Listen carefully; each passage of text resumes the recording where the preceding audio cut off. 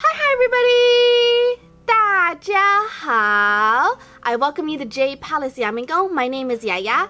The Chi Shi Festival has come and passed. But who are the figures that inspired this festival? Today, let's talk about the Cowherd and the Weaver Girl. So let's get started. 牛郎织女, the Cowherd and the Weaver Girl, is one of China's 4 great folktales, which include Madam Whitesnake, 白蛇传, Lady Mengjiang, 孟姜女, and the Butterfly Lovers, 梁山伯与祝英台. This is an ancient tale, which means that there's many variations of it throughout history. Please keep this in mind if the version that I tell sounds a little bit different, but the basis of the stories are the same. Long ago, there was a poor, young, but very kind-hearted cowherd, 牛郎. With him was an old ox. But this wasn't a normal ox. Instead, a deity that was banished after violating the laws of the heavens. 牛郎 saved the old ox when it was sick, so the ox was very grateful to the boy. In order to show his gratitude, he told 牛郎 about how goddesses would descend from the heavens and bathe in a nearby lake. 牛郎 followed the ox's advice and ventured to the lake at night. When he gazed upon the youngest goddess, it was love at first sight. The Weaver Girl, 织女, was the 7th and youngest daughter of the Jade Emperor, Huang, and the Heavenly Queen, Huang. True to her name, she was renowned for her weaving skills. She and her sisters would visit the earth without permission. Her reaction to 牛郎 was neutral. The two fell in love and were wed. 织女 bore 牛郎 2 children during their marriage. Unfortunately, because 织女 was an immortal and 牛郎 was mortal, their love could not be. 织女's mother, Huang, grew furious after learning of their blasphemous relationship. She forced 织女 back to the heavens against her will. 牛郎 was upset that his wife was taken away. He didn't know what to do. Seeing his friend heartbroken, the ox told 牛郎 to kill him and wear his hide so that he could go find his wife. 牛郎 didn't want to kill his friend, but the ox kept insisting. 牛郎 did as he was told. Wearing the hide of the ox, 牛郎 gave chase and followed after 织女. The ox's sacrifice reunited the lovers, but only for a little bit. Furious, the goddess took her hairpin and casted it between 牛郎 and 织女. The pin changed into a vast river of silver stars, which separated the couple. They both wept on opposite banks of the river, heartbroken at being separated once again. Moved by the lovers' pure devotion to one another, a flock of magpies created a bridge over the river so that the lovers could meet. Even the goddess became touched by the display and allowed 牛郎 and 织女 to meet once a year, on the 7th night of the 7th lunar month. This is the ancient myth that the Chi Shi Festival, Chi Shi Jie, revolves around. This festival has been celebrated for over 2,000 years. But even though some of the earliest documentation shows that this festival originated in the Han Dynasty, the worship of this myth is much older, possibly as early as the Neolithic age. To understand why this myth is so old, you need to understand the astrological formation that it was based on. When you look to the heavens on this night, you might see the reason why this myth is told the way it is. 织女 represents Vega, 牛郎 is Altair, the Great Silver River is the Milky Way, and the magpies that reunites them is Deneb and the Cygnus constellation. You see that the stars Vega and Altair are separated by the Milky Way, just like how 牛郎 and 织女 are separated by the Great Silver River that was conjured by Huang.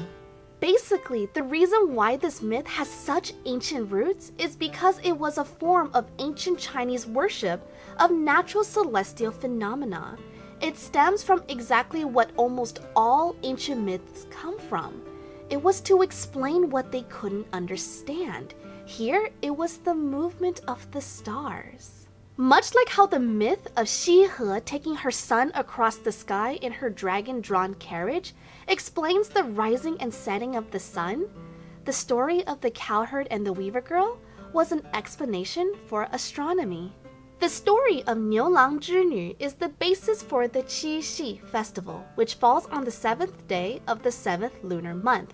Just like how the lovers are only allowed to meet on this particular night, this is the time that we also celebrate the Chi Shi Festival.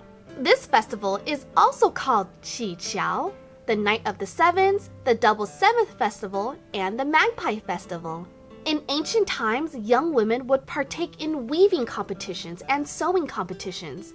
This was to showcase their domestic skills in order to find a good husband and marriage. They would also worship and offer food sacrifices to Zhinü in order to bless them. Young children would weave flower crowns and adorn the horns of oxes to symbolize thanking the ox deity for his sacrifice in order to reunite the two lovers. However, modern times have turned this day into something more like a Chinese Valentine's Day. Instead of worshiping for marriage, it's used now more as a day to showcase acts of love. It's definitely less traditional and more commercialized. For more information on the celebrations of this festival, please go check out my video about Chi Shi. Several symbols find their origin or are emphasized in the story of Niulang Zhinü. Many of these symbols are still used to this day. In the myth, a flock of magpies form a bridge over the river of stars in order for the lovers to reunite. This is why in Chinese culture, magpies represent faithfulness and marital bliss. If you see depictions of a pair of magpies, this is a symbol for conjugal happiness. Weaving. Remember, Zhinü literally translates to weaver girl. Her very being is very heavily associated with weaving. Young women would partake in weaving competitions to display their domestic skill, and mastering the weaving craft is a very sought-after trait that ancient men would seek out in a wife. That is why weaving is also a symbol associated with happy marriage. Because the cowherd and the weaver girl is one of China's 4 great folktales, there have been many adaptations based on it, both modern and ancient. One of the most well-known poems written about Niulang Zhinü is Qiuxi, Autumn Night, by the famous poet Du Mu. This was written during the Tang Dynasty. 银烛秋光冷画屏，轻罗小扇扑流萤。天阶夜色凉如水，我看牵牛织女星。 This roughly translates to a candle flame flickering against a dull painted screen on a cool autumn night. A small silk fan to flap away dashing fireflies.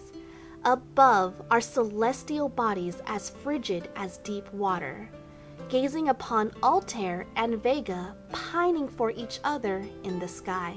We also see influences of the myth in not only modern media, but space exploration. Much like how the Chang'e space program and probes are named after the moon goddess, the QiXi relay satellite of Chang'e 4 is named after the bridge of magpies in the folktale. So you have an ancient story that's thousands of years old.